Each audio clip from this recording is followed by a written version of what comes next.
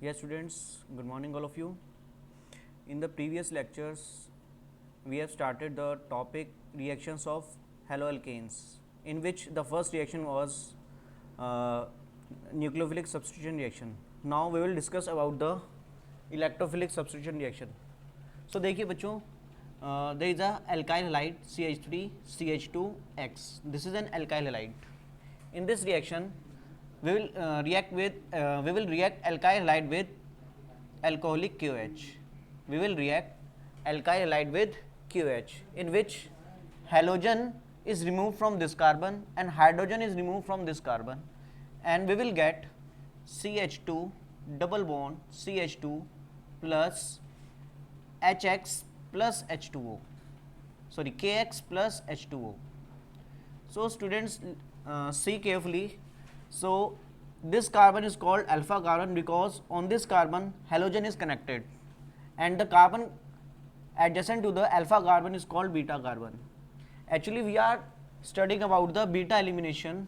जो हम पढ़ रहे हैं यहाँ पर वो क्या है, beta elimination. Basically beta elimination होता क्या है, देखिए जब भी हेलोजन अल्फा कार्बन पे कनेक्टेड है और उसके बराबर वाला कार्बन जो है बीटा कार्बन है, वहाँ से हाइड्रोजन रिमूव हो रही है. अगर बीटा कार्बन से हाइड्रोजन रिमूव हो रही है, then the reaction is called beta elimination. So in this reaction hydrogen is remove from alpha carbon and beta is remove from, sorry, hydrogen is remove from beta carbon. So HX is removed and we get alkene. So in this reaction hydrogen is removed from beta carbon. That is why this reaction is called beta elimination, because hydrogen is removed from beta carbon. That is why this reaction is called beta elimination. Is it clear? चलिए, similarly there is one more reaction, CH3 CH2 CHX CH3. If this compound is treated with alcoholic QH, in this reaction this carbon is alpha and these two carbon are beta carbon. Is it clear? So hydrogen is removed maybe from this carbon and or this carbon. Hydrogen जो है वो इस carbon से भी remove हो सकता है और इस कार्बन से भी रिमूव हो सकता है. तो हैलोजन यहाँ से रिमूव होगा, ये तो हमको कंफर्म है. So from which carbon atom hydrogen is removed? So we say that hydrogen is removed from this carbon where hydrogen is less. जहाँ पे हाइड्रोजन कम होगा हाइड्रोजन वहाँ से रिमूव होगा. सो CH3 CH double bond CH CH3, this is called alkene. ये क्या है, आपका एल्कीन बन गया. सिमिलरली यहाँ पे KX प्लस H2O. तो here beta is remove from this carbon atom because at this carbon hydrogen is less. So according to what rule we remove from this carbon atom? According to what rule we remove hydrogen from this carbon atom? That is Setzeff rule. वो क्या है, Setzeff rule आप लोगों ने class 9th में पढ़ा है. Setzeff rule क्या कहता है, hydrogen is remove from that carbon atom where hydrogen is already less. ठीक है ना, ये कौन कहता है, Setzeff rule कहता है. ठीक है ना, Setzeff rule क्या कहता है, hydrogen is remove from that carbon atom where hydrogen is already less. कौन सा रूल है, Setzeff rule. ठीक है ना, चलिए. So this is called beta elimination reaction. Now we will move to the third reaction, reaction with metal. Third reaction is reaction with metal. Reaction with metal.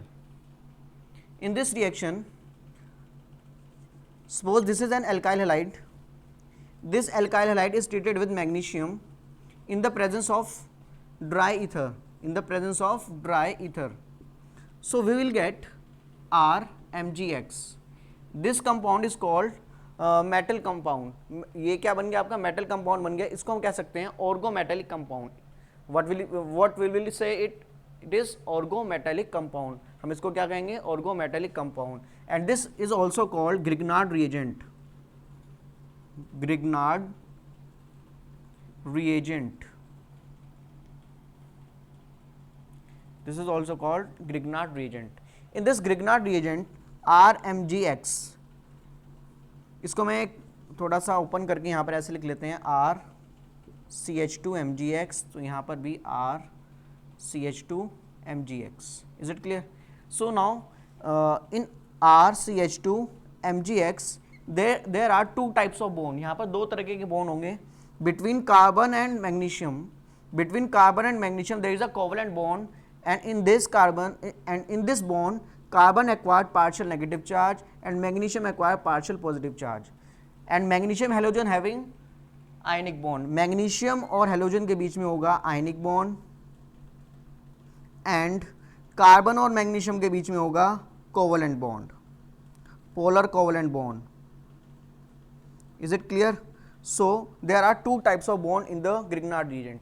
Now the question arises that why the Grignard reagent is prepared in the presence of dry ether. Grignard reagent को dry ether की presence में क्यों prepare करा जाता है? क्योंकि because whenever Grignard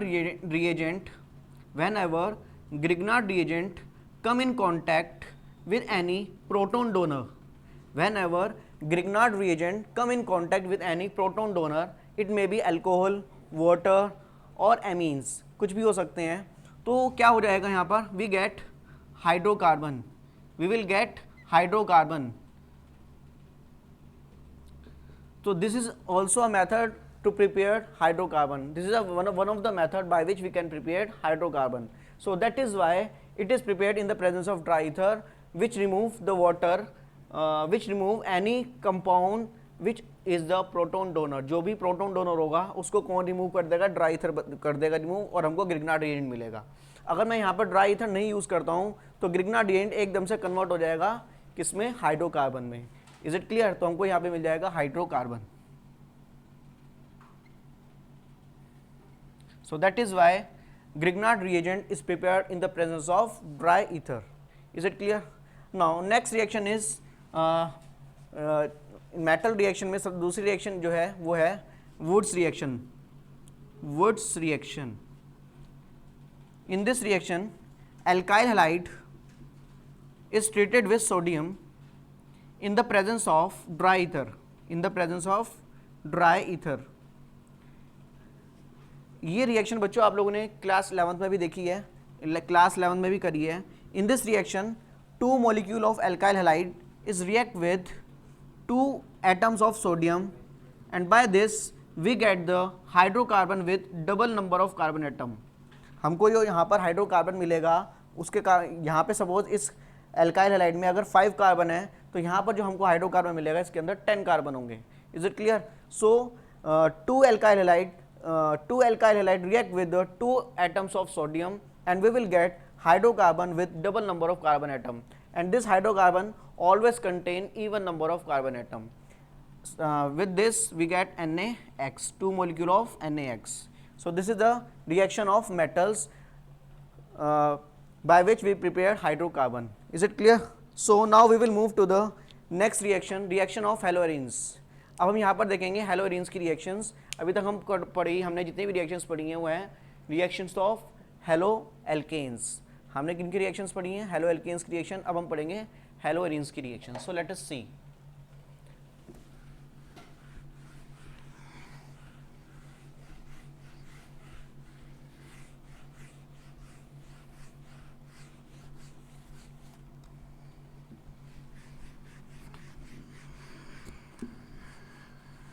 चलिए now reaction of haloarenes. Reactions of haloarenes.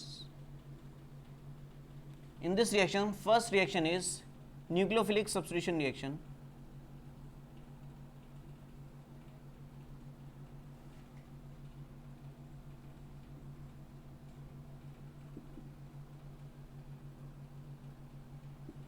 Nucleophilic substitution reaction. Actually, haloarenes does not undergo nucleophilic substitution reaction.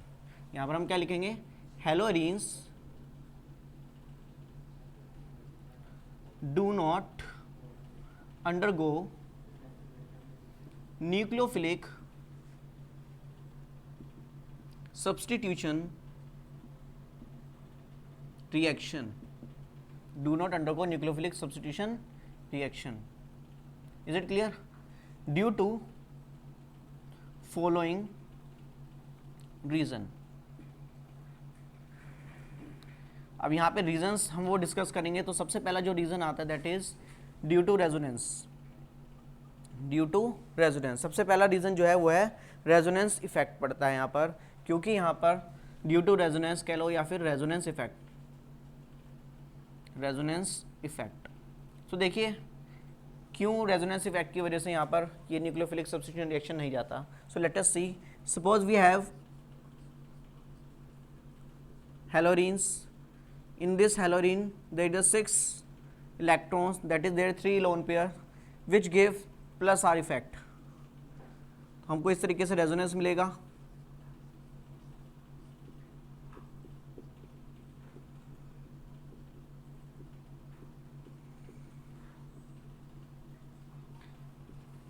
आप लोग ऑलरेडी बनाना जानते हैं, क्लास 11 में मैंने आपको सिखाया था।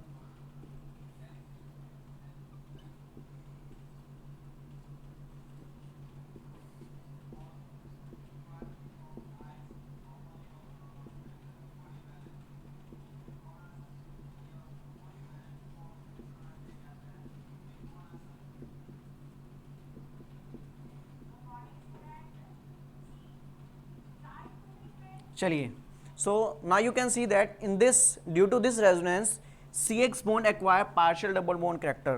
Here CX bond acquire partial double bond character, partial double bond character. So these halogenes does not undergo nucleophilic substitution reaction because the CX bond in halogenes acquire partial double bond character which is difficult to break. इस bond को तोड़ना यहाँ पर मुश्किल हो जाता है क्योंकि यहाँ पर पार्शियल डबल बॉन्ड करैक्टर आ जाता है जिसकी वजह से बॉन्ड टूटता नहीं है और हैलोजन को हम रिप्लेस नहीं कर सकते किसी भी न्यूक्लियोफाइल से। Is it clear? तो यहाँ पे फर्स्ट रीजन है resonance effect. Second one is sp2 hybridised carbon. आप देख सकते हैं ये हेलोरीन्स है, ये हेलोरीन है और ये एल्काइल हैलाइड है। This carbon is sp3 hybridised and this carbon is sp2 hybridised and you know that the carbon which has more s character will be more electronegative. जिसका s कैरेक्टर ज़्यादा होगा वो ज़्यादा इलेक्ट्रोनेगेटिव होगा। So this carbon has sp3 hybridised, this carbon is sp2 hybridized, so this carbon has more s character, so that is why it is more electronegative। ये क्या होगा? ज़्यादा इलेक्ट्रोनेगेटिव होगा यहाँ पे ये वाला carbon. so it attract the share pair electron toward itself, it attract the share pair electrons toward itself, that is why it is difficult when it attracts the share pair electron toward itself, due to which the bond will become smaller। Bond यहाँ पे क्या हो जाएगा? Small हो जाएगा। और here the bond is larger as compare to this bond CX bond. Here CX bond is larger as compare to CX bond of halogens, that is why it is difficult to break CX bond of halogenes as compared to haloalkanes. Is it clear? So that is why halogenes does not undergo nucleophilic substitution reaction. Third one is unstable phenyl cation, phenyl cation। देखेंगे बच्चों, suppose we have alkyl halide, it undergo SN1 reaction। As you know that in SN1 reaction carbocation take place, formation of carbocation take place, so it will react just like this। when this halogen is removed in the form of X negative, then this carbon acquire positive charge, this is called phenyl cation, phenyl cation। this phenyl cation is unstable। तो जब ये unstable होगा तो basically react कैसे करेगा? वापस से convert हो जाएगा हेलोएरीन्स में, वापस से कन्वर्ट हो जाएगा ये हेलोएरीन्स में। That is why haloarenes does not undergo nucleophilic substitution reaction. Fourth is electron rich benzene ring. आप देख सकते हैं एक्चुअली बेंजीन रिंग में क्या होते हैं? 3 pi bond होते हैं। Benzene ring contain 3 pi bonds due to which electron density on this benzene ring is very high whenever an nucleophile attack on this halogenes, whenever electrophile attack on this halogenes, it is very difficult to attack on it because nucleophile is also negatively charged, and this benzene ring is also negatively charged. So in incoming nucleophile face repulsion from this benzene ring. That is why it is difficult for the nucleophile to attack on these halogenes. So these are the 4 factors due to which halogenes does not undergo nucleophilic substitution reaction. So students, today we will do only this topic. So tomorrow we will continue the reaction of halogenes. Is it clear? So आप इसको देखें, NCERT से read करें इनको. सो आज के लिए हम इतना ही करते हैं. So thank you all of you.